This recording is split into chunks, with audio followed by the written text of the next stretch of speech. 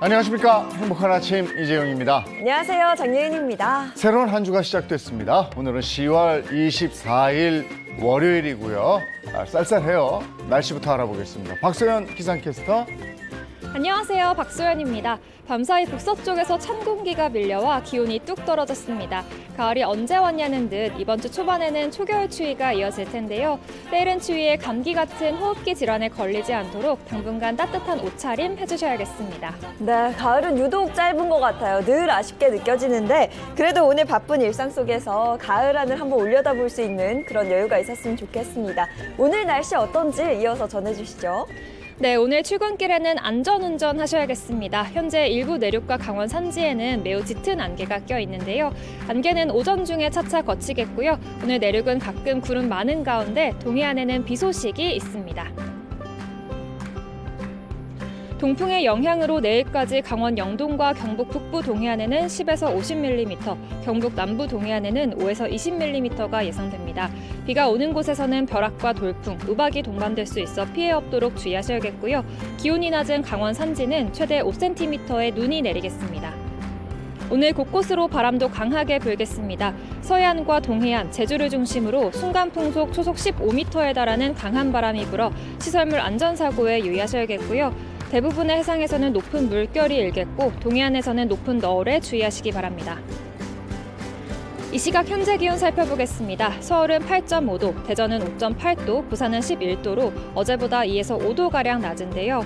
산지와 경기 동부, 강원 내륙에는 얼음이 얼거나 서리가 내릴 수 있어 농작물 냉해 피해 없도록 주의하셔야겠습니다. 오늘 낮 기온은 어제보다 5도가량 떨어지겠습니다. 서울은 14도, 대전은 15도, 부산은 18도가 예상됩니다. 이번 반짝 추위는 수요일 낮부터 점차 풀릴 텐데요. 급격한 기온 변화에 건강관리 잘 해주셔야겠습니다. 지금까지 날씨 전해드렸습니다.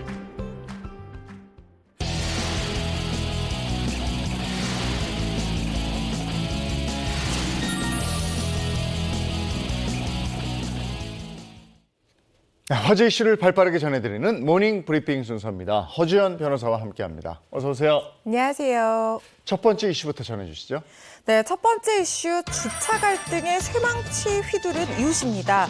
좁은 주차장에서 주차 자리를 두고 다투다가 이웃을 살해하려 한 50대 남성이 징역형을 선고받았습니다.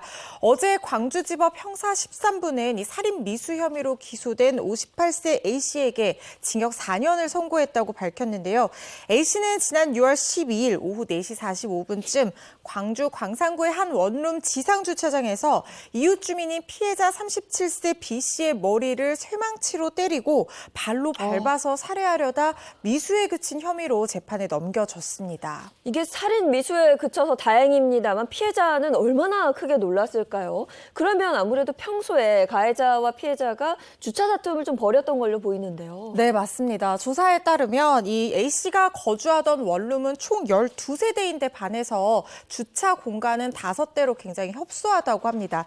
그런데 이 B씨가 평소에 승합차와 승용차 총 2대를 계속해서 주차해 왔던 겁니다. 이를 두고 가해자와 피해자가 평소에도 자주 다투었다고 하고요. 사건 당일에도 가해자가 피해자에게 왜 자네만 2대를 주차하냐라고 따지다가 다툰 과정에서 이 피해자의 머리를 쇠망치로 때리고 발로 밟아서 넘어뜨려서 살해하려고 하다가 넘어진 피해자가 너무 크게 다친 것을 보고 이 가해자가 스스로 경찰에 신고를 했습니다.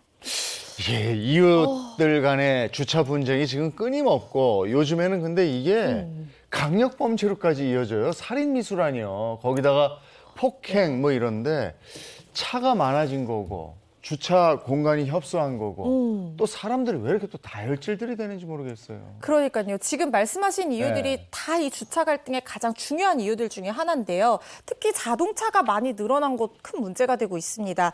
국민신문고에 아파트, 빌라 같은 사유지 내에 주차 갈등으로 들어온 민원 건수가 작년에만 2만 4천여 건이 접수가 됐다고 합니다. 그런데 2010년에는 불과 162건이었거든요. 비교하면 10년 새 주차 갈등 민원이 153배가량 증가한 셈인데요. 전문가들은 늘어난 자동차로 인해서 갈등이 많아지고 있다고 진단을 하고 있습니다. 국토교통부에 따르면 작년 국내 자동차 총 등록 대수가 2010년과 비교해서 약 700만 대 증가를 했는데요. 국민 2명당 한 대꼴로 차를 소유하고 있다는 셈인데 주차 공간은 그대로인데 차는 엄청나게 늘어난 겁니다. 또 캠핑 문화가 확산하고 전기차가 등장한 것도 이 갈등 중에 하나로 원인 중에 하나로 지목이 되고 있는데요. 전기차 전용 주차장과 캠핑카, 트레일러가 주차를 하는 바람에 일반 주차 공간이 협소해졌다는 지적입니다. 이게 뭐 하루아침에 해결될 문제는 아닌데 이게 감정 싸움에 이렇게 극한으로 치닫지 않도록 뭔가 해결책이 나와야 될 그렇죠. 텐데 이게 네. 쉽지 않아요. 예. 자, 다음 이슈 가겠습니다. 네, 다음 이슈 SPC 계열사 또 인명사고입니다.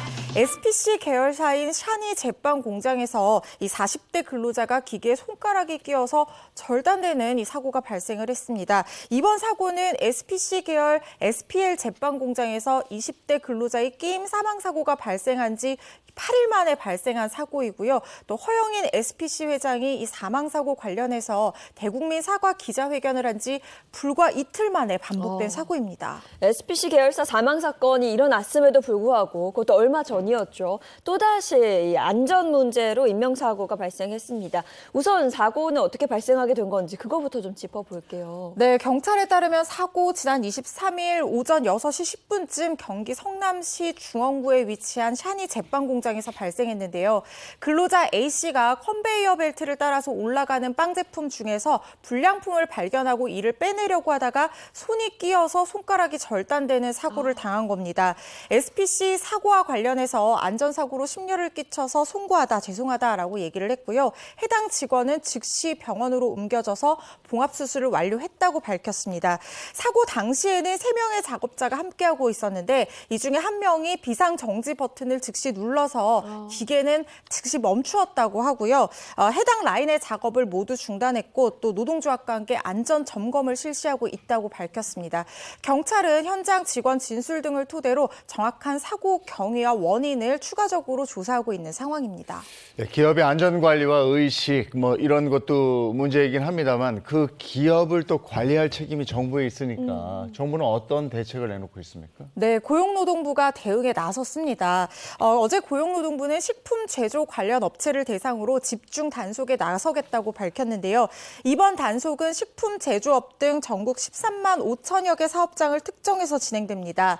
단속 대상 물품은 지난 10월 15일 사망사고가 발생한 식품 혼합기와 이와 유사한 위험 정도를 가진 기계 장비이면서 이 제조업에서 사망사고가 가장 많이 발생하는 12종의 기계물, 또 주기적으로 안전검사를 받아야 하는 프레스기와 크레인 등입니다. 이번 집중 단속 성격에 따라서 1차와 2차 단속으로 구분해서 추진되는데요. 특히 2차는 4천여 개소를 뽑아서 사용 중지 명령 등 강제력을 수반한 불시 감독 형태로 진행이 되고 안전 조치가 미흡한 경우에는 말씀드린 사용 중지 명령 또 과태료 부과 같은 행정 조치에 더해서 무관용 원칙에 입각해서 이 대표자를 형사 입건하는 등 강력한 사법 조치도 병행할 예정입니다. 사고가 나기 전에 대처를 했어야 되는데 네. 늘 보면 사고가 난 다음에 허겁지겁 대책 나오고 조치하겠다고 그러고 이래요. 네. 그래서 늘 안타깝고 아쉽고 이렇습니다. 다음 이슈 전해주시죠. 네, 세 번째 이슈 전세 대출 금리 연 7% 넘었다입니다. 가파른 금리 인상에 시중은행의 전세 대출 최고 금리가 연 7%를 넘었습니다. 기준금리 인상에 이어 시장금리도 인상을 했고요. 또 주택담보대출 금리 산단이 7%로 고정되는가 싶더니 서민들에게 가장 민감한 이 전세대출 금리도 가파르게 오른 건데요. 한국은행이 오는 11월 기준금리 추가 인상을 단행을 하게 되면 연내 대출금리가 최고 8%에 육박할 수도 있다는 전망이 나오고 있습니다. 그런데 서민들이 받는 이 전세대출은 대부분 금리 인상에 민감한 이 변동금리형 상품이 많기 때문에 이게 93.5%를 차지한다고 하거든요. 이 서민들의 이자 부담 눈덩이처럼 늘어날 전망입니다. 전세대출 금리 7% 돌파 정말 계속해서 오르고 있는 그런 상황인데요. 실제로 얼마나 상승한 거예요? 네, 시중은행 전세대출 금리 지난해만 해도요. 연 2%에서 많게는 연 3% 중후반대였습니다. 그런데 최근 급격하게 오른 건데요. 올해 3월 말 금리 상단이 연 5%를 돌파한 데 이어서 6월에는 연 6%를 넘었고요. 최근 다시 올라서 연 7% 선을 넘게 된 겁니다. 불과 1년 만에 이자 부담이 2배가량 늘어난 셈인데요. 전세 대출 금리의 기준금리가 되는 이 코픽스 금리가 이달 신규 취급액 기준으로 0.44%포인트 오른 영향으로 분석됩니다. 금리가 오르면 가계 이자 부담이 상당하게 오르게 되는데 이게 전세 대출 금리가 이렇게 오르면 서민들 부담이 이만저만이 아닐 텐데 어느 정도입니까? 서민 부담 정말 가중될 수밖에 없습니다. 특히 세입자들 같은 경우에는 2030 젊은 층이 주 계층이기 때문에 세입자들 고통 정말 말로 다 표현하기 힘들 만큼 커질 수밖에 없을 것으로도 예상이 되는데요. 전세 대출 같은 경우에는 지난 5년간 50조 원 미만에서 약 160조 원으로 3배 이상 규모가 폭증했습니다. 그런데 이 전세 대출이 대부분 변동 금리형이다 보니까 금리 상승에 취약한 특징이 있는데 금융감독원 자료에 따르면 은행권 변동금리형 전세자금 대출 잔액이 151조 5천억 원으로 전체 162조 원의 93.5%를 차지한다고 합니다. 전세 대출 받은 대부분의 사람들이 전세 금리가 상승할 때마다 그 이자 부담 고스란히 떠안아야 된다는 얘기인데요. 예를 들어서 전세 대출을 지난해 연 3% 금리로 2억 원 빌렸다고 가정할 경우에 세금과 개별 조건을 제외하고 한 달에 은행에 내야 되는 이자가 한 50만 원 수준이었습니다. 그런데 올해 금리가 6% 정도 오르면서 이 이자 부담 2배로 늘어나서 월 100만 원 정도로 늘어나게 된 셈이고요. 만약에 최고 금리가 7%대 유지를 한다고 하면 한 달에 내야 되는 이자 부담은 117만 원으로 늘어나게 된다는 계산이 나오는 겁니다. 네, 그런데 문제는 또 다른 걱정은 이 금리가 앞으로 계속해서 오를 수 있다 이런 가능성일 텐데요. 이로 인해서 월세 전환을 고려하는 그런 사례가 또 늘어날 거라면서요? 맞습니다. 전세 대출 금리 오르게 되면은 아무래도 이자 부담보다는 월세 부담을 지려는 세입자들 늘어날 수밖에 없습니다. 한국부동산원 통계에 따르면 이 지난 8월 전국 전월세 전환율이 5.8% 수준이었습니다. 전월세 전환율이라고 하는 것은 전세 보증금을 1년치 월세로 바꿀 때 적용하는 환산율인데요. 예를 들어서 5억 원 전세를 월세로 전환할 경우에는 보통 5억 원의 5.8%인 2,900만 원을 1년 12개월로 나눈 약 243만 원을 월세로 낸다는 뜻입니다. 전세 자금 대출 금리가 전월세 전환율보다 낮다고 하면 세입자 입장에서는 대출을 받아서 이자를 무는 것이 유리하지만 만약에 금리가 지금처럼 최고 7%까지 높으면 월세 부담이 크더라도 이 세입자는 이 집주인과 합의를 해서 전세를 월세로 바꾸는 것이 더 유리한 상황이 올 수도 있다는 겁니다. 야, 이게 주거가 안정이 돼야 되는데 이제 또 다른 형태로 주거 불안이 나타나고 있고요. 그다음에 또 하나 우리가 걱정해야 되는 게 전세를 좀 빼서 딴 데로 가려고 하는데 네. 다음 전세가 안 들어오면 집주인이 이것도 만기가 됐는데 돈 안 줄까 봐. 네. 이게 또 걱정인데 이런 부분들도 세심하게 좀 점검들을 해 주셔야 될 것 같습니다. 아유, 걱정입니다. 오늘 모닝 브리핑 여기까지 하겠습니다. 허준 변호사 고맙습니다. 고맙습니다.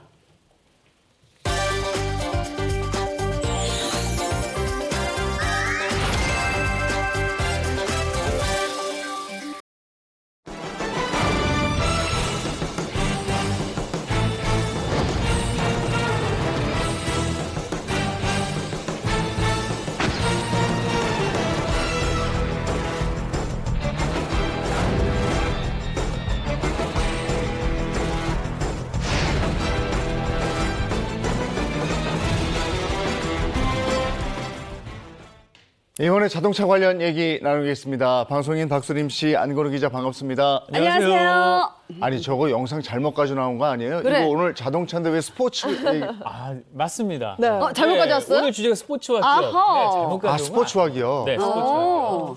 두 개가 어떤 연관이 있나 싶으시겠지만 실제로 좀 연관이 많습니다. 네. 우선 좀 반가운 소식 전해드려야 되겠습니다. 네. 지난주였죠.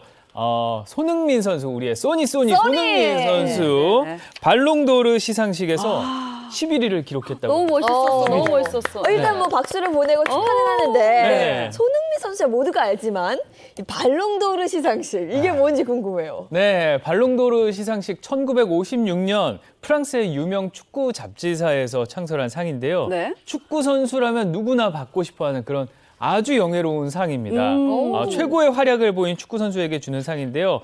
발롱도르라는 단어는 프랑스어로 황금공을 뜻합니다. 그래서 트로피도 황금공을 제작해서 수상자들에게 준다고 합니다. 오, 정말 축하할 일인데요. 그렇죠. 발로 하는 거니까 발롱도르. 발롱도르 맞아요. 아시아 선수 최초인가요? 그러면 어떻게 되는 11위요. 네. 예, 11위 순위가 네. 손흥민 선수가 지난 2019년에 처음 발롱도르 후보 30인 중 22위에 올랐거든요. 네. 아시아 선수 중에서 최고 순위를 이번에 경신을 한 겁니다. 이번 2022년 발롱도르 시상식에서 11위였는데 특히 후보 30명 중에서 유일한 아시아 국적. 그렇구나. 진짜 권위 있는 상이긴 해요. 근데 아시아 국적의 선수가 후보에 오른다는 그 자체도 굉장히 어려운 거 아니에요?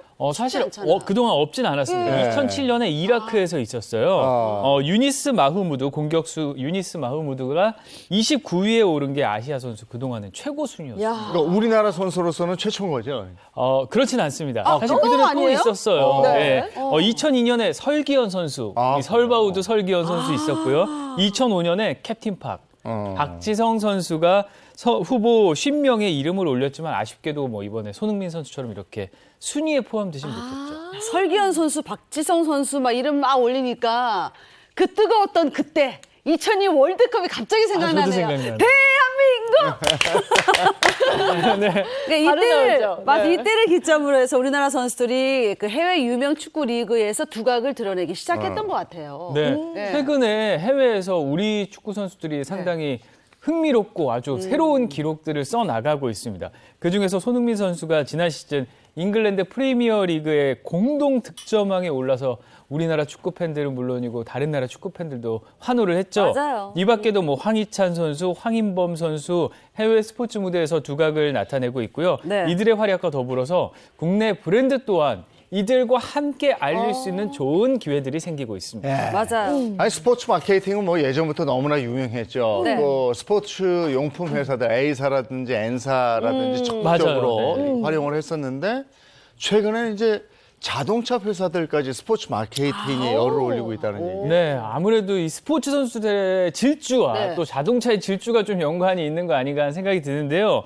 세계적인 자동차 업계에서도 스포츠 스타 마케팅에 열을 올리고 있습니다. 이들 업체는 국내 내로라는 선수들을 앞세워서 브랜드 홍보는 물론 신차 홍보대사로도 이들을 임명하고 있다는 소식입니다. 아니 근데 정말 자동차 회사가 왜 스포츠 마케팅에 집중하는지 그것도 정말 의문인데 홍보 효과가 아무래도 크기 때문이겠죠. 그렇겠죠. 그렇죠. 일단 스포츠 스타라고 하면은 최고잖아요. 최고. 네, 그 그렇죠. 최고로 오르기 전까지 들였던 노력, 성실함 그것들이 또 보증이 되는데요. 이런 스포츠 스타의 깨끗하고 공정하면서 또 신뢰도 높은 이미지가 아주 중요하고요. 이게 또 마케팅 전략으로 아주 적극적으로 활용이 된다고 합니다. 그렇기 때문에 홍보 효과도 더 클 수밖에 없겠죠. 기업 입장에서도 득이 되지만 선수 입장에서도 기업이 이렇게 후원을 해주면 선수 활동하는데 너무 편하게 운동할 수 있잖아요. 그렇죠. 좋을 것 같아요. 네, 모두가 윈윈하는 전략이기도 하고요. 네네. 자동차 업계에서도 그래서 스포츠 스타를 활용한 마케팅이 더욱더 뜨거워지고 있다고 합니다. 네, 스포츠 마케팅 이걸 활용하기 위해서는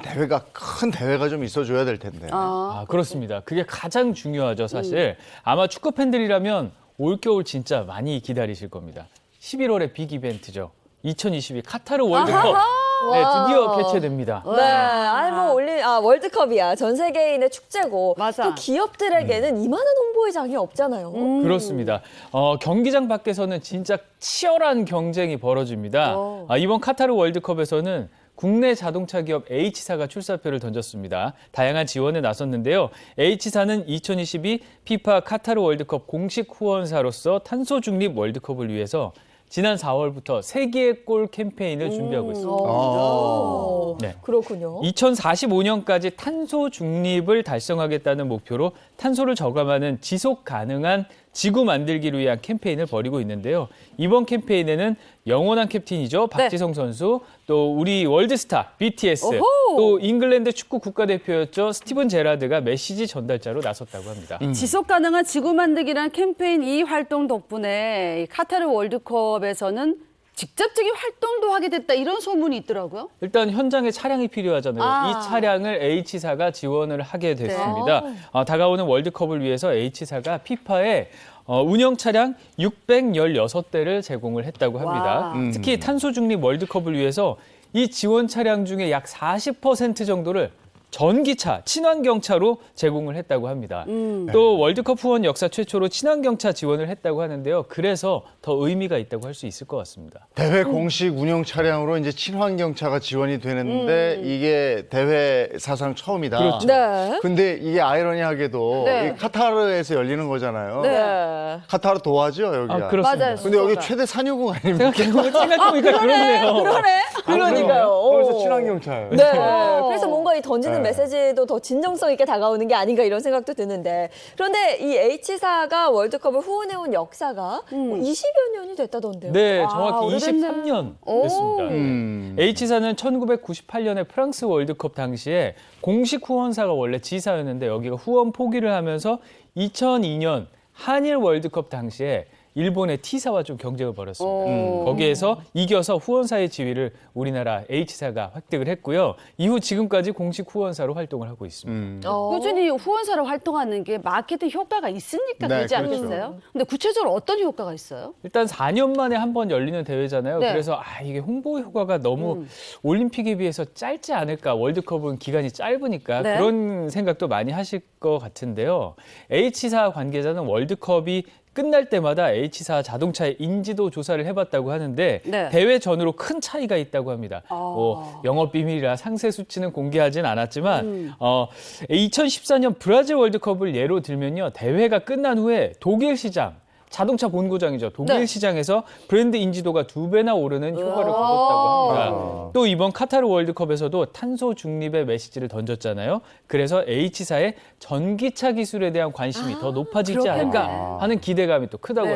합니다. 확실히 마케팅 효과가 있는 것 같은데 근데 이게 축구뿐이 아니고 골프도 지원을 한다면서요? 그래요? 또 골프도 자동차 후원의 또 단골이기도 합니다. 아예 골프 대회를 또 개최를 하기도 했어요. 국내 자동차 회사가 프로골프 선수들을 응원하기도 했는데요.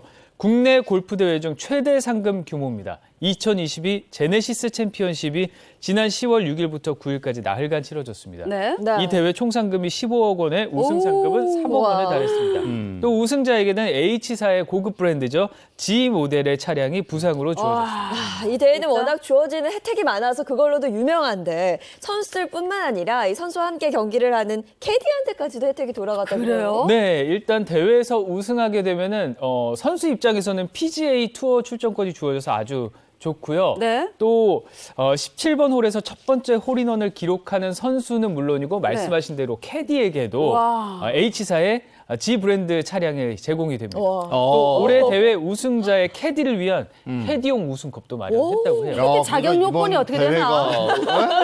캐디 한번 시험을 봐봐야겠어요. 이게 의미가 있는 게 선수뿐이 아니고 캐디에 대한 포상도 있다는 거네요. 네. 사실 이제 선수들이 우승하는 것도 중요한데 그 네. 뒤에는 또 캐디의 조력도 네. 중요하잖아요. 그럼요. 네, 중요한 역할이지만 그만큼 대우를 받지 못했던 건 사실입니다. 올해 대회는 우승자의 캐디를 위한 캐디용 우승컵이 따로 마련이 됐고요. 또 캐디 조끼에 캐디의 이름을 함께 표기하는 아이고. 캐디빕 네이밍 서비스도 실시를 했습니다. 선수와 함께하는 캐디가 함께 즐기는 진짜 혜택이 그렇죠. 풍성한 그런 대회였는데 자 그날의 주인공 과연 누구? 두구두구두구두구두구. 이번 대회 우승은 네.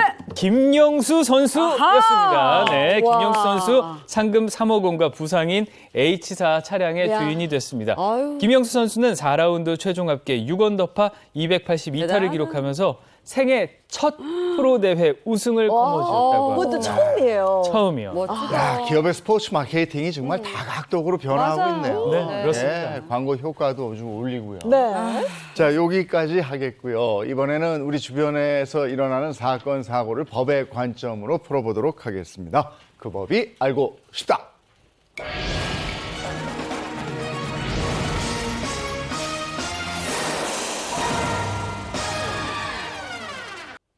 그 법이 알고 싶다. 이인철 허주연 변호사입니다. 어서 오세요. 안녕하세요. 반갑습니다. 첫 번째 주제부터 갈까요? 네, 첫 번째 주제입니다. 네. 친정엄마 장례 부의금으로 이거 산다는 남편. 아, 이 뭐야? 산다는 이건 또 남편. 뭐야? 아, 장례 부의금으로 네. 새 차를 산다는 남편. 새 차. 네. 아주 황당한 네. 사연 요거 꽁트로 준비해봤습니다. 철없는 남편 역할은 이재용님이 하시고 눈치 없는 아내 역할은 제가 합니다. 이 사연은 온라인 게시물을 바탕으로 재구성했습니다. 사연 속으로 고고! 결혼 후 아이가 생기며 저는 제가 사고 싶은 옷이며 가방들을 어느 정도 포기하고 살 수밖에 없었습니다. 그런데 저희 남편은 저랑 달랐어요. 남편은 비상금을 야금야금 모아서 갖고 싶은 거 어떻게든 손에 넣고 말더라고요. 자기야, 못 보던 등산하다? 그거 돈 주고 샀어? 그럼 이걸 돈 주고 샀지 훔쳤겠니? 그럼 난 새로 산 등산화 자랑하러 가야지. 거기 스톱! 잠시만요. 자기 무슨 돈이 있다고 그 비싼 걸 덜컥 사? 또 숨겨둔 비상금으로 샀지? 내가 언젠가 당신 비상금 찾아내서 모조리 압수하고 말 거야. 아이 그렇게 순순히 빼앗기면 이게 비상금이니? 어디 한번 뒤져봐라. 랄라랄라. 저게 몇 살이세요? 그 후 저는 길을 쓰고 남편의 비상금을 찾아봤지만 이상하게도 남편의 비상금은 어디에도 보이지 않았습니다. 심지어 남편은 한술 더 떠서 비상금 모은 걸로 새 차를 사겠다고 하지 않겠어요? 뭐? 차를 사겠다고? 아이 그게 어디 비상금 한 푼 두 푼 아껴서 살 만한 그런 금액이야? 당신 솔직히 말해. 사실을 말해줘. 돈 훔친 거 아니야? 아이 그 무슨 상상 야 비상금 출처를 그렇게 알고 싶어? 사실 말이야. 응. 알려줘. 알려줘. 알려줘봐. 이 차는 말이지. 응. 장모님이 사주신 거나 다름없어. 우리 엄마? 응. 우리 엄마 재작년에 돌아가셨잖아. 무슨 소리야? 아니 그때 내 지인들이 낸 부의금 있잖아. 그거 내가 다 챙겼거든. 그러니까 이건 돌아가신 장모님이 사위를 위해서 선물해 주신 차다 이런 얘기지. 그래 그동안 나온 비상금이 다 우리 엄마 장례식에서 받은 부의금이었다고? 세상에 이럴 수가. 엄마! 친정엄마 장례식 부의금으로 차를 사겠다는 남편. 황당하게도 남편 지인들이 낸 부의금은 미래 자기가 갚아야 할 돈이니까 당연히 남편이 가져가는 거 맞는다고 주장합니다.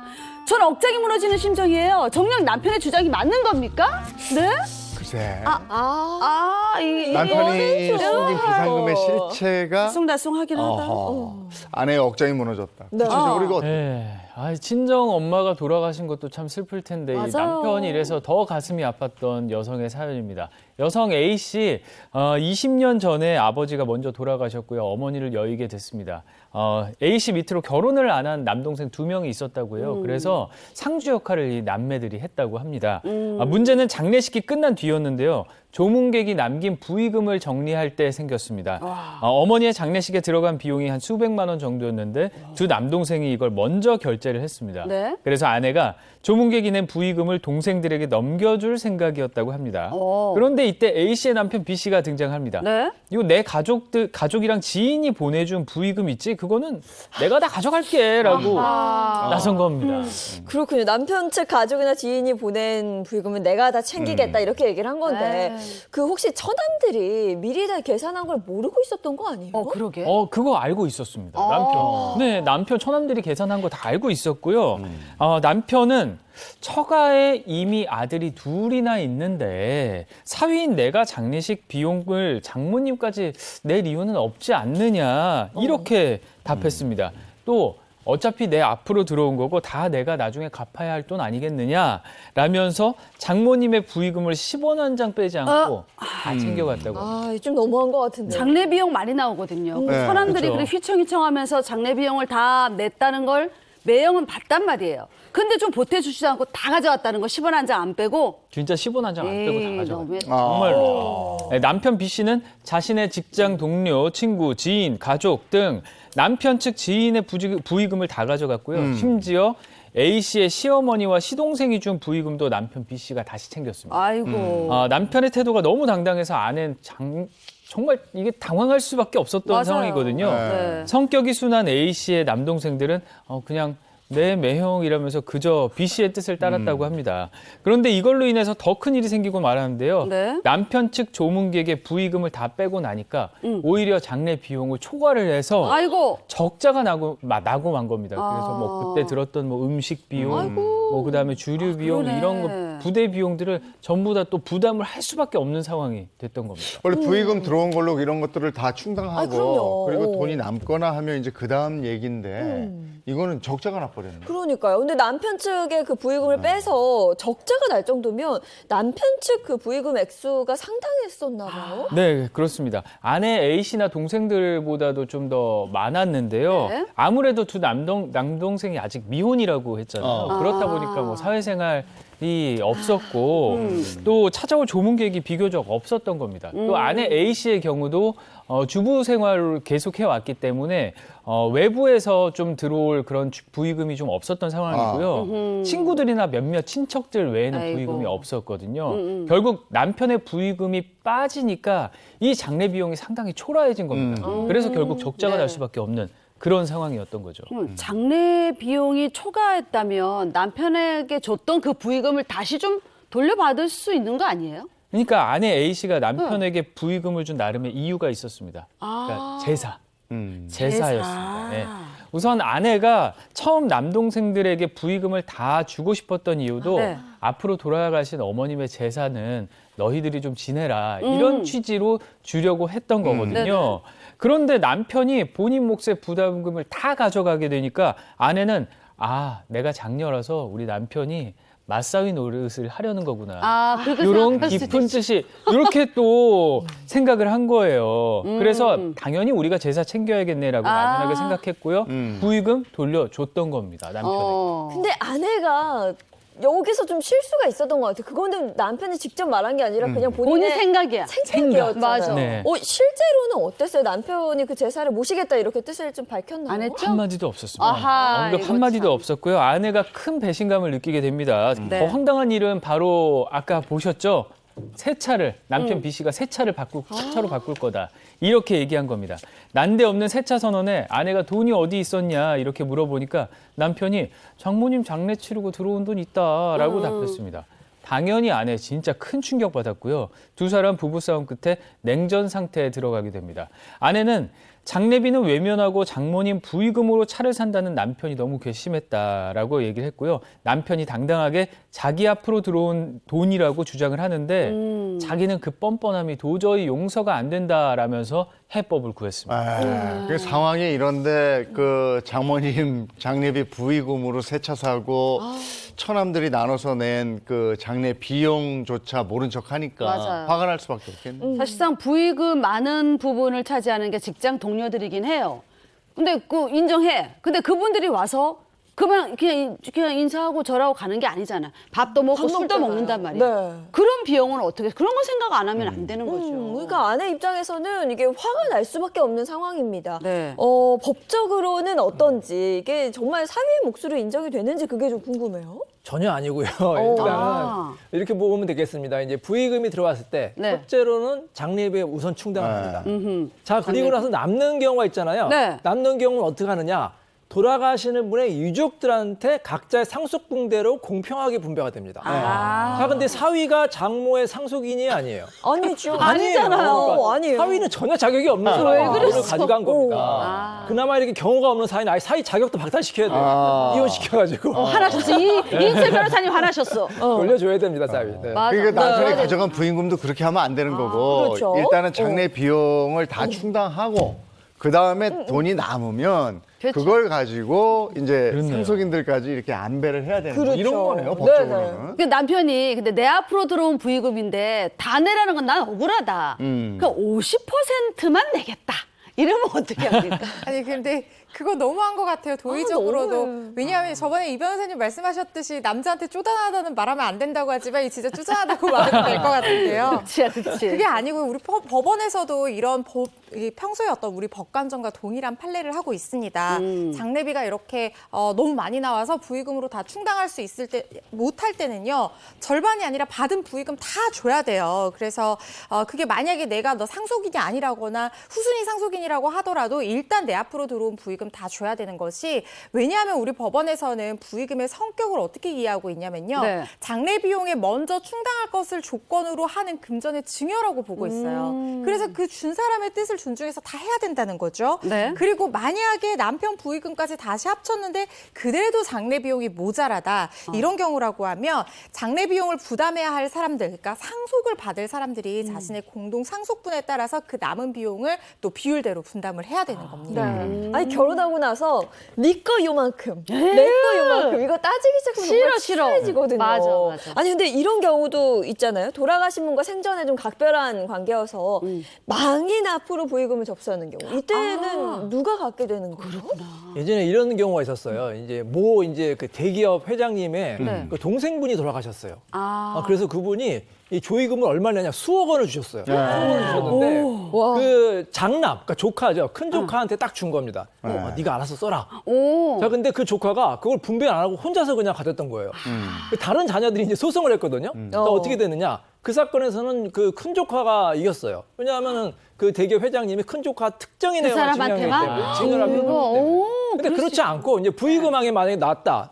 그럴 경우에 이제 모든 유족들이 나눠 가져야 되는데, 근데 이럴 수가 있잖아요. 그 유족에게 준 게 아니라 망인과 너무 가까워서 망인에게 줬다 이렇게 주장할 수 있잖아요. 네. 자, 그러면 어떻게 생각하면 되느냐? 결혼식이랑 비슷하게 생각하면 돼요.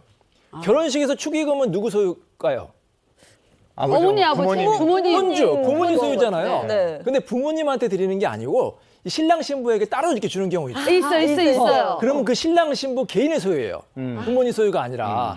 그러니까 누구한테 줬느냐가 문제가 되거든요. 근데 장례식 같은 경우에는 망인에게 따로 줄 수 있어요?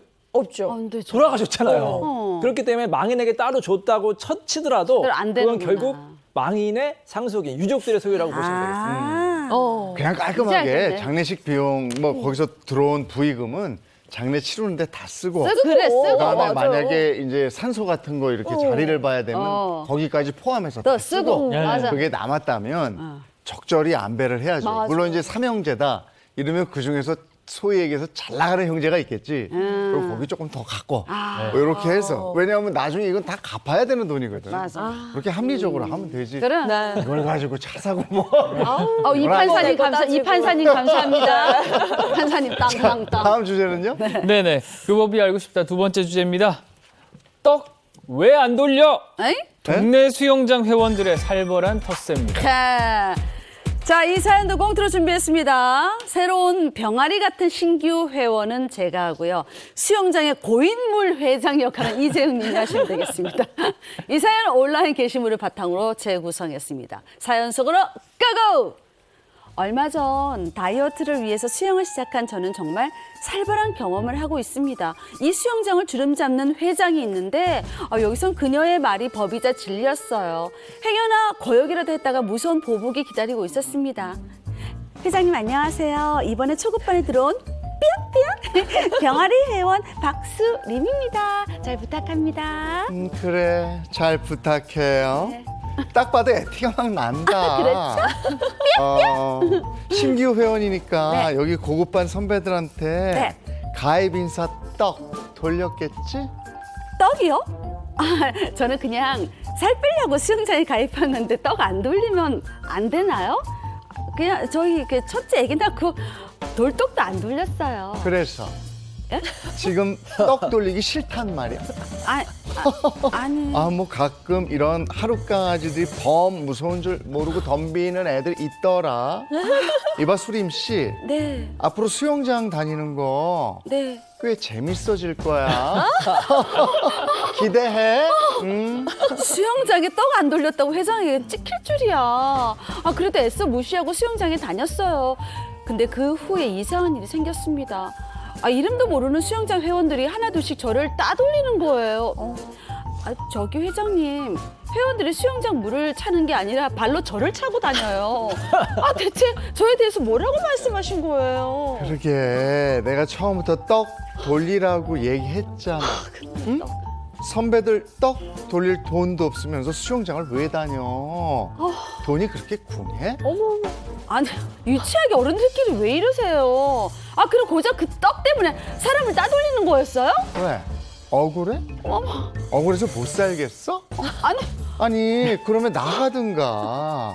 로마에 오면 로마법을 따르듯이 우리 수영장에 오면 수영장 법을 따러 아니면 때려치든가. 아니면 떡 태우든가. 진짜 동네 수영장 다니는데도 저렇게 살벌한 텃세가 있다니. 주변에 보니까 저처럼 당한 사람들이 한둘이 아니더라고요. 이대로 떡을 바치면 억울하고 텃세 부리는 사람들 때문에 수영장을 그만두면 더 억울할 것 같은데 이대로 당하고 살아야 됩니까? 뭔가 좋은 방법이 없을까요? 유치해요. 아니 근데 실제로 이런 일이 진짜. 이렇게 진짜. 일어나는 건가? 구체적으로 어떻게 돼 있어? 떡 못 모서 저도 한이 맺혔나요? 신기해요, 진짜. 물론 이제 저도 수영장을 다녀봤지만 돈독한 거는 있잖아요. 그럼요. 한끼리 그런 있죠. 거는 있는데 요 사연에서 뭐 이 A 씨의 경우는 사실 이제 수영장보다 텃세가 더 무서웠던 겁니다. 열심히 수영하러 다닌 A 씨는 중급반에서 고급반으로 올라가게 됐습니다. 그러자 그곳에서 고급반 총무 B 씨를 만나게 되는데요. 고급반으로 올라온 이 A 씨, B 씨에게 요구를 받습니다. 군대에서 기강을 잡듯이 A 씨를 비롯한 중급반에서 고급반으로 올라온 수강생들에게 첫 번째 미션을 B 씨가 줬는데요. 고급반에 승급했으면 여기 있는 구성원들에게 떡을 돌려야 한다라면서 요구를 했다고 해요. 고급반 승급은 내가 했는데. 내가 했죠. 왜 떡을 돌리라 말아요, 정말. 저희 친정엄마도 수영하시거든요. 네. 6년 넘으셨는데. 근데 방송에 한번 출연하셨는데 행님 방송 나오더만 떡 돌리라. 그러니까 알았다 하고 떡을 돌리셨거든요. 달래구나. 기분 그러니까. 좋게 그렇게 떡을 돌리고 이런 건 괜찮은데 떡을 돌려 뭐 이래버리면 누가 돌리고 싶겠냐고요. 그러니까 그런 법이 어딨어요. 그러니까. 그게 끝이 네. 아니었습니다. 총무 B 씨의 황당한 요구가 또 있었는데요. 두 번째 미션. 고급반은 다른 반과 다르게 수영모를 통일해서 착용하고 있다. 수영모를 똑같이 수영모 10,000원 보내달라. 수긍을 한 거죠. 네, 일부 회원들은 겁에 질려서 따랐지만 A 씨는 떡 돌리기 거부하고 그냥 수영장 다녔다고 합니다. 수영모도 그대로 썼고요. 네, 그런 모습들이 고급반 총무 B 씨의 눈밖에 난 겁니다. 아하, 이후 A 씨를 찍혔어. 향한 고급반 사람들의 따돌림이 시작이 됐는데요. 네. 수영장에 오래 다니는 순으로 출발을 해야 한다면서 뭐 갑자기 밀친다거나 어머. 또 일부러 느리게 가면서 그냥 아주 발바닥으로 그냥 얼굴을 그냥 팍 하는 얼굴을 발로 차는 그런 소심한 시켰겠지, 복수들. 차라리. 그래. 그러니까요. 아니 근데 떡 안 돌리고 고급반 수영모 그 10,000원 더 안 냈다고 어른들끼리 이럴 건 아니잖아요. 사실. 그러니까요. 아니 그런데 이렇게 저 기존 회원이 신규 회원에 대한 텃세 이런 게 왕왕 있는 모양이네요. 동네 수영장뿐만이 아닙니다. 생활체육센터나 뭐 스포츠센터 등에서도 이런 좀 텃세를 심심치 않게 볼 수가 있는데요. 모든 회원이 공평하게 누릴 수 있는 예약을 일부 회원이 독점을 하거나 자신들이 정한 규율에 따르라고 하는 뭐 이런 다양한 텃세 현상이 나타나고 있습니다. 이런 기존 회원들의 텃세를 못 견디고 결국 운동을 그만두는 신규 회원도 적지 않다고 하는데요. 심지어 변호사를 통해 법적 처벌을 문의하는 사례까지 어이구. 나오고 있다고 합니다. 아이고. 이거 이 정도면 이제 감정이 상한 거죠. 아이 그쵸. 네. 아 근데 진짜로 그러나? 그런 것도 있겠다. 뭐 골프 연습장 같은 데는 좋은 자리들이 있잖아요. 그런 자리는 기존에 이렇게 딱 장악하고 그 예약도 안 되고 뭐 이런 것도 있을 수도 맞아요. 있겠네. 서로 맡아주고. 그치, 그치. 제 아는 동생도 요가를 배운다고 갔는데 선생님이 그 앞줄에 초반이면 잘 모르잖아요. 그러니까 앞줄에 딱 앉아 있는데 뒤에서 머리 크니까 잘 안 보이거든요. 자리를 와. 빼라는 거야. 그 친구 머리 그렇게 안 크거든요. 그래서 그 다음날 머리를 바짝 묶어 갔대요. 그리고 거기 앉았는데 머리 크다고 했잖아요. 안 보인다고요. 자리를 비키라는 게 네. 그게 강사가 안 보이는 게 아니라 그러니까 첫사람 저기 신인이 와가지고는 거기 앉아 있으니까 기분 나쁘다 이거. 어딜 가니 강사가 딱 이거죠. 보이는 데서 자기는 배우고 싶은데 네. 감이 와가지고 막 지금 거기 앉아 있다고 비키라 이거죠. 그러니까 어디든 이 텃세가 정말 문제인 것 같은데 이 문제를 그 집단의 관리자에게 얘기해도 크게 소용이 없대요. 왜냐하면 기존 회원이 이탈할까봐 사람이 좀 빠질까봐 맞아, 그런 그럴 수도 걱정하는 부분도 있다 그러더라고요. 이게 재미삼아 하는 정도면 그냥 애교로 봐줄 수 있는데 이게 너무 심각해져서 감정의 골이 깊어지거나 하면 또 안 되겠죠. 이 텃세는 근데 이게 법적으로 이게 가능합니까? 어떻게 할 수가 있습니까? 저도 사실 예전에 수영장 다닐 때 왕언니 분이 계셨거든요. 그분 눈치 엄청 봤어요. 왜냐면 제가 이제 그래요? 수영하고 바쁘고 빨리 가려면 이변호사 더 해야지 왜 벌써 가? 그래서 계속 그 이뻐서 그런 거 아니에요? 그분 때문에 제가 이제 또 체력이 더 늘어났습니다. 어머. 자, 근데 이렇게 뭐 이게 좋은 의미에서 할 수도 있지만 굉장히 이제 또 왕따를 시키는 경우 있잖아요. 그건 비단 이제 수영장뿐만 아니라 모든 조직에서 이런 일이 발생할 수가 있고요. 만약에 그 왕따가 너무 심해서 어떤 피해자가 정말 큰 트라우마가 생겼다든지 할 경우에는 그 사람을 상대로 민사소송을 할 수가 있고요. 또 그게 넘어가지고 뭐 돈까지 요구한다. 그거는 이제 형사적인 문제가 될 수 있어요. 네. 이런 이제 왕따를 이제 시키는 그런 텃세. 이런 사람들 계속 불법 행위하면 텃세가 딴 곳으로 쫓겨나서 철새가 될 수 있으니까 절대 좀 행동하시면 안 되겠습니다. 아니 아까 꽁트에서도 마지막에 그랬잖아요. 너가 싫으면 나가든가. 그러니까. 이게 일종의 내쫓는 거거든요. 그러니까 피해자가 이렇게 내쫓겨 나가지 않고 가해자를 법적인 책임을 물을 수가 있네요. 진짜. 그러니까 시설 관리자도 텃세가 있다는 걸 뻔히 알아요. 근데 거기서 이렇게 나서지 못하는 게 모른 척 할 수밖에 없는 게 기존 회원이 나갈까 봐. 이거 법적으로 뭐 물을 수 없어요, 진짜? 문제될 가능성도 있어요. 왜냐하면 지금 그 수영장 안에서 뭐 강요나 공갈이나 아니면 폭행 협박 같은 그런 행위까지 법적인 위법 행위까지 이어진다고 하면 그걸 알고도 뭐 물리적으로나 정신적으로 용이하게 하도록 모른 척하고 도와주는 그런 행위들 방조 혐의가 될 수 있습니다. 그래서 같이 처벌받을 수 있고 법적인 책임을 질 수 있는 행위인 만큼 어른들끼리 이러는 거 너무 유치하잖아요. 유치하죠. 이런 행위 하지 않았으면 한 명만 안 하면 또 다 안 하거든요. 그랬으면 좋겠네요. 아이 못됐어 아주. 그래. 에휴, 정말. 그러지 말자고요. 같이 네. 운동하러 가서 그러면 어떻게? 아니, 친구가 되면 되죠. 애들도 안 저러잖아요. 유치원도 안 저러는데. 그 법이 알고 싶다였습니다. 고맙습니다. 고맙습니다.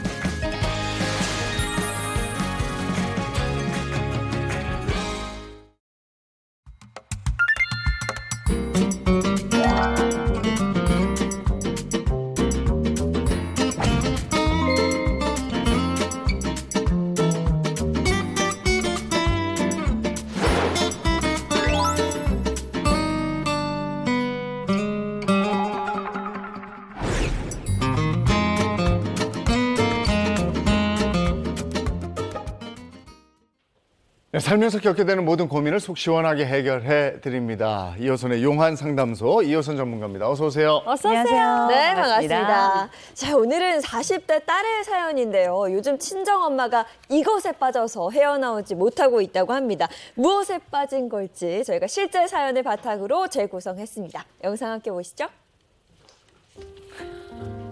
안녕하세요. 저는 엄마 때문에 고민인 40대 딸입니다.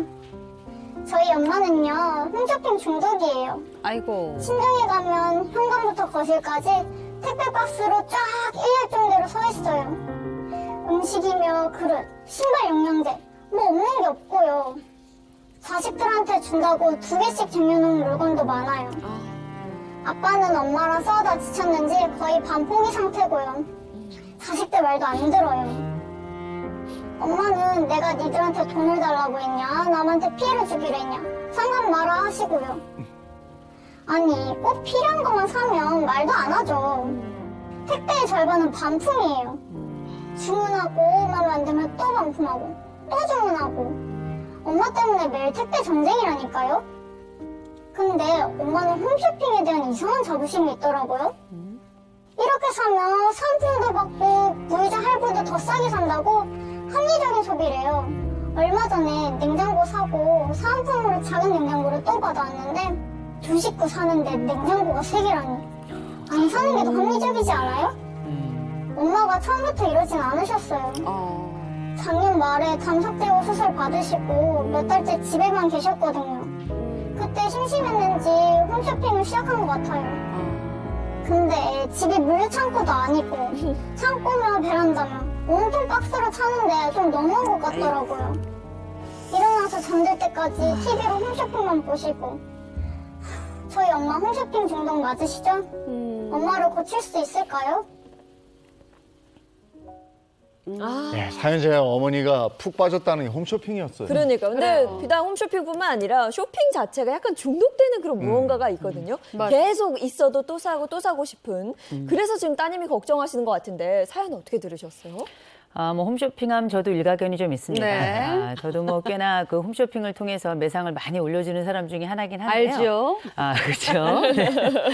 근데 실제 요즘 배달의 시대이고요. 특별히 집에 앉아서 쇼핑을 하는 시대이긴 한데 최근에 가장 그 홈쇼핑계의 큰 손으로 대두되고 있는 분들이 바로 시니어층들입니다. 그래서 우리가 보통 고령층들이 가지고 있는 이 큰 손의 실체가 장난이 아니고요.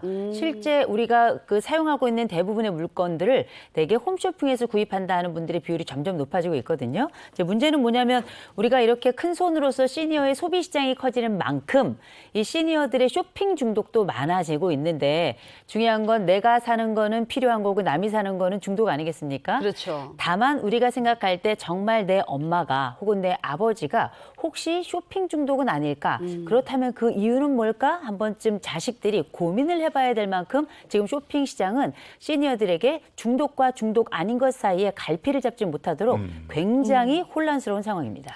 저도 홈쇼핑을 25년째 지금 방송 출연하면서 여러분들에게 지금 여러분들을 홀리고 있죠, 지금. 근데 저는 그래요. 방송을 제가 물건을 소개한다 그러면 그 물건을 써보고 정말 필요하다. 필요한 사람들에게 어떠한 좋은 점이 있다 이런 걸 조목조목 설명을 하거든요. 그러면 그분들이 살려고 마음먹었던 분들의 전화기를 들게 하는 거지. 집에 냉장고가 있는데 냉장고 지금 멀쩡해. 그런데 냉장고가 좋다고 막 성능을 얘기하고 그러면 아, 우리 집에 냉장고 버리고 저거 살까? 이런 분들은 반갑지가 않아요. 네. 그런 분들 중독이 될 수 있는 거죠. 그렇죠. 왜냐면 보는 사람, 필요한 사람의 네. 마음을 흔들어야 되니까. 맞아요. 얼마나 많은 준비를 하겠어요. 저 같은 경우는 그렇게 홈쇼핑에서 뭘 먹으면 다 먹고 싶어. 있어요. 그리고 두 사람 사는데도 막 몇 봉지 몇 팩을 준다 그러면 맞아. 그냥 두고 먹지 뭐 그렇죠. 이러면서 주문하게 되더라고요. 아, 나는 요즘에 여행 상품들을 그렇게 파는데 가고 싶죠. 여행 너무 가고 가고 싶죠. 싶고요. 바로 가고 싶어요. 저 수림 씨도 그걸 한다지만은 쇼 호스트들이 참 잘해. 좋은 점만 잘 얘기하시니까. 무조건 나쁜 것만은 아니잖아요, 또. 그러면 진짜 흥미로운 연구가 하나 있는데 국립보건연구원에서 실제 쇼핑을 하는 사람들과 생명과 관련된 여러 자료들을 내놨는데 이번에 나온 연구가 뭐냐면 매일 쇼핑을 한다라고 대답했던 사람들이 그렇지 않은 사람들에 비해서 사망률이 27%가 더 낮습니다. 그래요? 남성의 경우는 28%가 더 낮아요. 어쩌면 쇼핑하고 있는 우리 어머님을 포함한 모든 분들은 생명 연장의 꿈을 이루고 있을지도 모르겠어요. 이거 저희 남편한테 말해줘야겠네요. 네, 다른 사람에 비해 사망률이 27%가 낮다. 네. 그러니까 너무 과하지 않게 적절하게만 소비를 하면 더 괜찮다는 뜻이잖아요. 오. 자, 솔루션 그래도 이제 사연 주셨으니까 네, 홈쇼핑에 들어봐야죠. 중독된 우리 엄마 어떡할까요? 이런 건데 엄마는 제2의 빈 동지를 겪는 중이다. 지금 이 사연을 보시면서 많은 분들이 우리 엄마도 이렇게 자꾸 쟁여놓는데 우리 아버지도 이렇게 자꾸 사서 드리고 택배 아저씨가 자꾸 딩동딩동 기사님을 만나게 되는데 이런 생각하시는 분들이 많이 계실 텐데 실제 우리가 이런 상황이 생기면 어떤 생각을 하냐면 혹시 내 어머니가 내 아버지가 흔히 우리가 TV에서 그렇게 많이 봤던 쓰레기집 증후군 일명 저장 강박을 겪고 계신 게 아닌가? 이런 생각을 한 번쯤 해보게 된단 말이에요. 네. 그런데 막상 우리가 이 사연을 보면서 과연 이게 저장 강박인가? 정말 산더미처럼 쌓아놓고 그 속에 자기를 묻어버리거나 심리적인 상흔이 있어서 이 부분에 그 충족을 위한 또 다른 채우기 과정을 하고 있는 건가? 그리고 이게 무한 반복되고 있는 건가? 이런 생각을 한 번쯤 해보게 될 텐데 이 사연을 보시면 약간의 좀 다른 점이 있습니다. 네. 그 다른 지점이 바로 뭐였냐면 담석 수술이었어요. 맞아. 그 어머니가 이전에는 그렇지 않다가 담석 수술 이후에 갑작스럽게 쇼핑이 시작됐는데 그때 재미가 붙어서 쇼핑이 시작된 것인지 아니면 어머니가 그 시기 말 그대로 아이들이 다 떠나보낸 이후에 벌써 제 1차 빈둥지는 지났을 거고요. 어쩌면 두 번째 큰 수술을 하면서 자식들이 확 몰려왔고 이때 받았던 관심과 과거에 그 아이들과 함께 지냈던 그 북적북적하면서 엄마로서의 어떤 관심 또 엄마로서의 그런 일종의 위상, 엄마로서의 이런 그 이름을 불리는 그 과정 이게 좋았던 그 시점이 그 담석 수술과 함께 이루어졌을 가능성이 굉장히 높습니다. 그러나 수술과 입원은 항상 기한을 두고 있죠. 그리고 수술은 끝났고 퇴원을 하고 아이들도 떠나가고 전화도 뜸했을 거라고요. 그러면서 어머니는 어쩌면 다시금 그 이전에 겪었던 마치 우울의 반복처럼 제2의 빈둥지를 겪고 있는 건 아닌가. 그래서 여기에 해당되는 약간의 그 허전함과 그 텅 빈 마음 같은 것을 자녀들이 그 떠난 자리를 옛날에 채웠던 그 유사한 방식이 아마도 두 번째로 반복될 가능성, 제2의 빈둥지를 앓고 있을 가능성이 높다라고 판단이 됩니다. 진짜 듣고 보니까 어머니가 너무 외로웠을 것 같은 생각이 들긴 해요. 그러니까 처음에 담석 뭐 수술을 받았다, 아프다 이러면 우르르 진짜 관심을 가져. 매일 그렇죠. 찾아오고 연락하고 그럴 때는 외로울 틈이 없었다가 조금 호전되는 그 시기에 회복되는 시기에는 다 일상으로 돌아가잖아요. 네. 그러니까 덜 관심을 가지시니까 굉장히 그 공허함이 아주 커질 것 같아요. 그 공허함을 물건이 대신해서 들어왔던 게 아닐까 이런 생각이 들어요. 근데 이렇게 막 물건을 쌓아두는 그 쓰레기집 증후군이랑 유사하다 이렇게 말씀하셨잖아요. 네. 그러면 계속해서 이렇게 뭐 택배 상자 쌓아두고 계속 주문하고 이게 반복되면 쓰레기집 증후군은 뭔가 발전될 수 있는 그런 가능성도 있을까요? 충분히 가능하죠. 왜냐하면 그 시작점은 거의 대부분 빈 마음에서 시작이 되거든요. 제가 상담했던 분들 중 특별히 제가 저장 강박이 있었던 분들은 그 집에 직접 찾아갑니다. 찾아가서 함께 이야기를 나누다 보면 그 이전에 자녀의 사망이 있었거나 혹은 아이들이 북적대다가 떠나갔던 그 빈자리에 대한 그리움이 간절한 경우가 굉장히 많았거든요. 근데 지금 같은 경우 어머니는 심각할 수준 정도까지는 아닌 것 같긴 하지만 그럼에도 불구하고 물건을 쌓아두고 반품의 절반, 곧 샀던 물건의 절반 정도 반품을 한다 말씀하셨는데 나머지는 불필요한 것들이 지금 공간을 메워가기 시작하거든요. 요거는 나중에 이게 어떤 병리적인 것까지 간다라고 단언할 수는 없습니다만 초기 증상은 굉장히 유사하다 이렇게 말씀드릴 수 있을 것 같고요. 분명한 건 지금 이걸 그냥 두시고 어머니가 이 상태를 만약에 반복하거나 지속하게 된다면 저장 강박의 가능성이 없다 말할 수는 없습니다. 그러니 지금부터 어머니 마음을, 어머니 환경을 잘 관리하는 게 좀 굉장히 중요하다고 봐요. 예, 알겠습니다. 두 번째 솔루션을 한번 볼게요. 네. 두 번째. 솔로 홈쇼핑 대신 동반 동반 홈쇼핑. 쇼핑. 혼자 그러지 말고 같이 하라고. 같이 하라고. 네. 이거 굉장히 중요합니다. 우리가 흔히 대부분 쇼핑 다 해보셔서 아시겠지만 옛날에는 친구랑 같이 쇼핑하고 또 어느 순간에는 딱 필요한 물건들을 자식하고 함께 쇼핑을 하던 시기가 네네네네. 있었습니다만 나이가 들어서 아이들이 다 분가하고 특별히 함께 쇼핑을 하기 어려운 경우 또 한 가지 홈쇼핑의 경우 특별히 늦은 밤에 혼자 홈쇼핑을 하는 경우에는 구매를 할 때의 그 구매가 대부분 필요한 구매가 아니라 충동 구매가 될 가능성이 굉장히 높아요. 사실 쳐다보고 있으면 저도 나름 그 노년 소비에 관해서 연구를 하는 사람인데도 저도 자꾸 사거든요. 그게 대부분 보면 밤 11시, 12시, 1시 이렇게 혼자 있는 경우가 굉장히 많아요. 근데 우리가 지금 어머니 같은 경우는 무료함을 달래거나 혹은 뭔가 이 섭섭함을 달래기 위한 하나의 마음 구조가 움직이는 건 분명합니다. 우리가 평생 심리적 가계부를 써요. 네. 인간은 다 그렇습니다. 그런데 이게 들어가고 나가고가 때로는 합리적이라고 생각했지만 합리적이지 않은 경우들이 꽤 있어요. 이때 영향을 미치는 것 중에 하나가 뭐냐면 예상 외의 행복감을 느끼게 한다든지 예상 외의 무료함을 가지고 있을 때는 우리가 가지고 있는 합리적 심리 가계부가 써지지 않습니다. 그래서 어머니가 지금 이 말씀을 들어보니까 이런 구매 판단이나 구매에 대한 평가를 오롯이 혼자 하고 계세요. 아버지가 같이 하는 것 같지 않단 말이에요. 자식들과 논의하는 것 같지도 않아요. 심지어 큰 물건, 냉장고 같은 경우도 지금 그렇단 말이에요. 근데 쇼핑은 혼자 하건 여럿이건 일단 재밌습니다. 재밌긴 한데 이거는 뭐 일단은 뭐 물건이 주는 매력도 있는데요. 네. 또 한 가지는 매진임박 이런 환경이 만들어지면 마치 거기서 내가 구매를 할 때 뭔가 내가 성취한 것 같고 경쟁에서 승리하는 것 같단 말이에요. 그런데다가 어머니가 지금 반품을 절반만 하시잖아요. 어머니는 나름 합리적 소비를 하고 계신 거예요. 다만 마음이 아직 충분히 강하진 않으신 거거든요.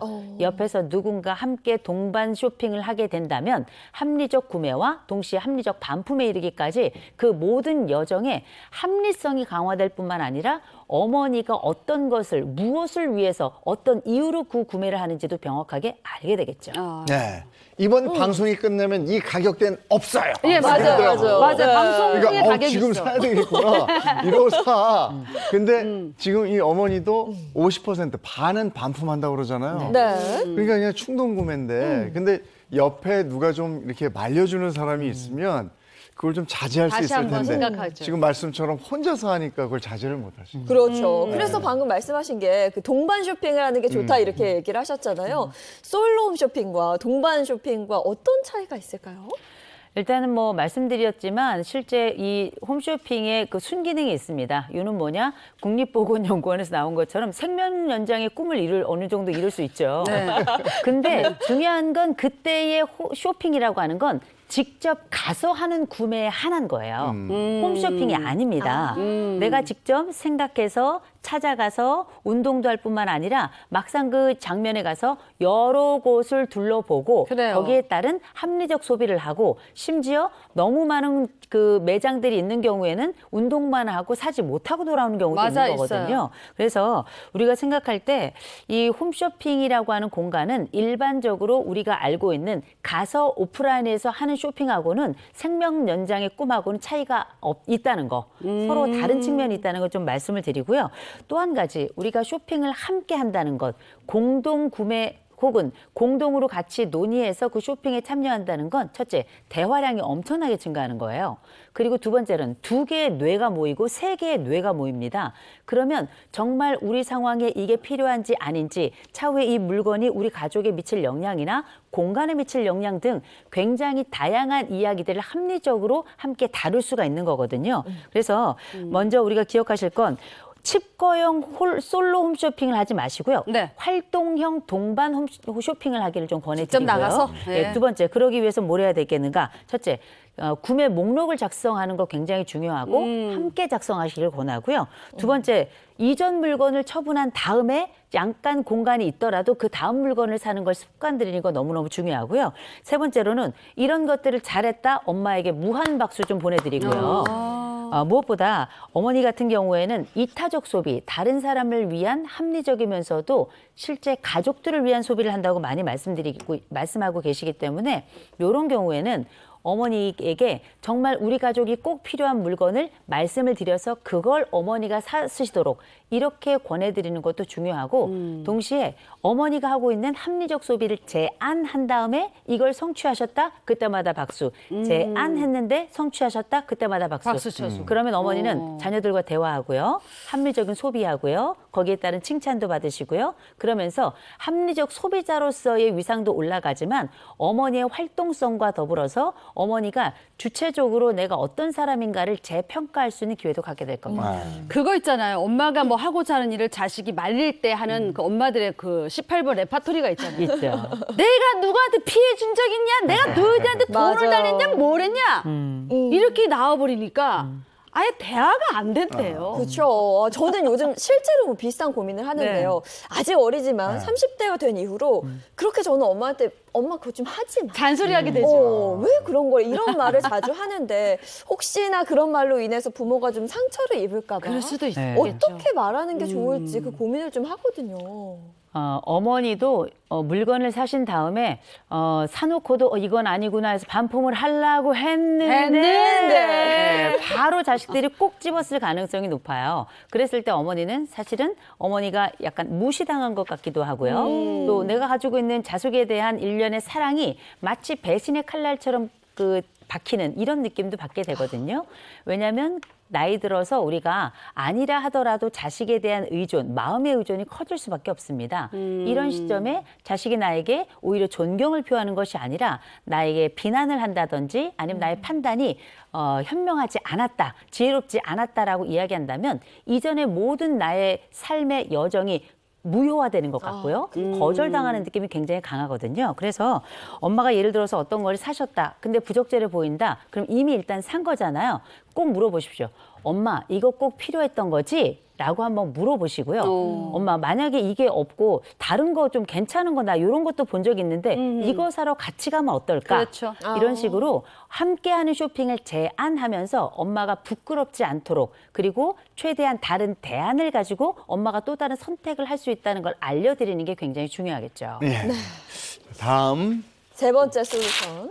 새로운 성취감을 찾아 밖으로 나가자. 학교로 밖으로 나가셨으면 좋겠습니다. 어. 제가 항상 그 어르신들의 인지 능력을 향상시키고 삶의 행복감을 높이기 위해서는 크게 4가지를 하시라고 꼭 말씀을 드려요. 네. 그게 바로 뭐냐? 막공나만 이렇게 이야기를 하는데요. 막아라 질병을 공부해라. 그다음에 나가라. 그다음 만나라. 이렇게 막공나만. 막공나만으로 해서 내가 가지고 있는 삶의 질과 관계의 질과 동시에 인지적인 판단력을 향상시키는데 필요한 활동성에 관한 강조를 많이 하는 편인데 중요한 건 뭐냐? 어머니께 지금 담석 수술 이후에 어느 정도 몸의 회복도 좀 되셨을 것 같은데 활동에 대한 다른 대안이 있는지를 좀 확인하고 싶어요. 어머니가 지금 살고 있는 이 집과 또 하고 있는 그 활동의 반경이 어느 정도인지 과거의 이전 활동의 몇 %를 회복하셨는지 전 그게 굉장히 중요하다고 보는데 그게 바로 뭐냐면 어머니가 칩거하고 있고 이 칩거가 담석 수술 이후에 계속 진행 중이거든요. 만일 어머니가 칩거하지 않는다면 어머니는 홈쇼핑에 그만큼 집요하게 집착하지 않으실 겁니다. 제가 볼 때는 지금은 어느 정도 안정세를 찾아가고 계시기 때문에 홈쇼핑을 통한 성취가 아니라 다른 활동을 통한 대안적 성취를 찾아가시는 거 이게 굉장히 중요할 거예요. 그러니까 엄마가 처음부터 이러시지 않으셨고 담석 제거 수술하면서 집에 몇 개월간 계시면서 그 공허함을 달래기 위해서 쇼핑을 하셨단 말이에요. 네. 진짜 성취감을 다른 데 가서 막공나만 이게 괜찮은 것 같아요. 네. 알로이 막공나만 약간 태국어 같은데 나가서 누군가를 만나면서 뭔가 성취감을 느낄 수 있는 그런 거 거건가 좋을 것 같아요. 그러면 구체적으로 어떤 방법들이 있을까요? 저 웃겨서 말이 안 나오네요. 일단은 제일 먼저 어머니가 이전에 어떤 활동을 하셨는지를 확인해 보는 게 굉장히 중요해요. 일주일에 몇 번 나가셨는지, 주로 거기서 어떤 활동을 하셨는지, 그때 시간은 어느 정도, 에너지는 어느 정도 소요가 됐었는지에 관련된 거 먼저 확인해 보시는 게 굉장히 중요하고 또 한 가지, 누구와 함께 활동했는지도 굉장히 중요합니다. 다시 그분들과의 관계가 회복이 된다면 사실상 이런 관계의 상당 부분은 이전 상황으로 돌아갈 가능성이 높기 때문이에요. 두 번째로는 어머니가 이전 관계로 돌아가기 어려운 상황이라면 네. 어머니와 함께 일상의 스케줄을 짜는 게 굉장히 중요합니다. 제가 보통 어른이 가져야 될 3가지 물건을 얘기하는데요. 네. 그게 시계, 나침반, 지도 이렇게 3가지를 얘기하는데 이 시계라고 하는 게 나에게 주어진 시간에 대해서 내가 주체적으로 나만의 스케줄을 짜는 것이거든요. 어른은 자기 스케줄을 자기가 짜야 되는데 네네. 우리가 어떤 건강상의 변화나 이런 걸로 일상이 무너진 경우가 있어요. 이런 경우는 재스케줄링, 다시금 일상의 계획을 짜야 되는데 그걸 딸과 함께 짰으면 좋겠습니다. 마지막 네. 3번째로는 그때 스케줄을 짠 것에 대해서 어떤 기대와 희망이 있는지를 같이 나누신다면 이 3박자가 이 어머니를 다시 풀가동하게 하고 이 대안이 어머니 행복감까지 높일 겁니다. 그리고 이렇게 그 세트로 막 사고 이러시는 분들 보면 그걸 혼자 쓰겠다고 하는 게 아니고 자식들 나눠 이게 좋은 제품이니까 맞아요. 자식들 나눠주고 싶어 하고 막 그래, 이러시더라고요. 맞아요. 막 잔뜩 싸서 이거는 딸내 주고 이건 아들내 주고 옆 엄마 주고 그렇죠. 막 나누시려고 하니까 그냥 세트로 사버리자. 구성 많은 게 하시는 것 가격적으로 같아요. 혜택이 좋거든요. 네. 그러니까요. 농수산품 같은 경우에 특히 그렇죠. 네. 이런 생각을 하고 소비하시는 분들 네. 이런 분들에 대해서도 한 말씀 해주시면 좋을 것 같은데요. 그렇게 이제 이타적인 분들은 꼭 저희 옆집에 사셨으면 좋겠고요. 그러니까. 네. 다만 분명한 건 우리가 이렇게 이타적으로 사는 건 좋지만 덮어놓고 주다 보면 상대방은 고마움을 몰라요. 상대방이 꼭 필요한 시기에 간절한 순간에 그때 선물하는 게 가장 좋은 건데 이타적인 사람들에 대해서 나무라거나 해프다 얘기할 게 아니고요. 누군가 나에게 선의를 베풀면 고맙다 말해주시고 그리고 반드시 우리가 이 고마운 사람들에 대해서 이용하거나 이러면 곤란하고요. 이 사람들이 이런 서비스를 할 때에는 따님이 옆에서 엄마 이 사람에겐 요 정도면 좋을 것 같아 라고 주변 가까운 분들이 그 선물이나 이타성에 대한 한계를 좀 주신다면 훨씬 더 이 사람이 가지고 있는 가치 곧 사람으로서의 아름다움도 빛나고 이분이 가지고 있던 이타성도 더불어 같이 빛나게 되지 않을까 싶습니다. 네. 오늘 사연 주신 분께 어머니하고는 좀 이렇게 하시면 될 것 같아요. 한 말씀만 더 해주신다면. 네. 우리 따님 어머니하고 제가 보니까 사이가 좋은 분인데요. 네. 어머니는 나무라는 순간 어머니 방식대로 계속 이어가실 거예요. 맞아요. 어머니에게 지금 필요한 건 온도입니다. 어머니께 조금 더 따뜻한 방식으로 접근하셨으면 좋겠고요. 어머니와 반품도 같이 하고 한다면 쇼핑도 활동을 높여서 같이 시작하신다면 이번 가을옷 같이 어머니하고 장만해 보시면 어떨까 싶습니다. 네. 막공남만 나가라 공부하라 나가라 만나라. 만나라. 네. 아이고 보면서 이렇게 야 저거 괜찮겠다 하고 딱 담는 이런 건 그런 재미가 재밌는데 있긴 하죠. 네. 요게 중독까지 가면 아무래도 그렇죠. 다들 부담스러운 단계가 되는 거죠. 네. 맞습니다. 자 오늘 용한 상담소 여기까지 하겠습니다. 고맙습니다. 고맙습니다. 감사합니다. 계속 일교차가 크더라고요. 그러니까요. 오늘은 또 아침 공기가 제법 차가워졌던데요. 일교차 크게 벌어질 때 건강 상하기 쉬우니까요. 감기 걸리지 않도록 조심하시기 바랍니다. 좋은 하루 보내시고요. 저희는 내일 아침 7시 30분에 돌아오겠습니다. 행복한 아침, 행복한 하루 되십시오. 고맙습니다. 고맙습니다.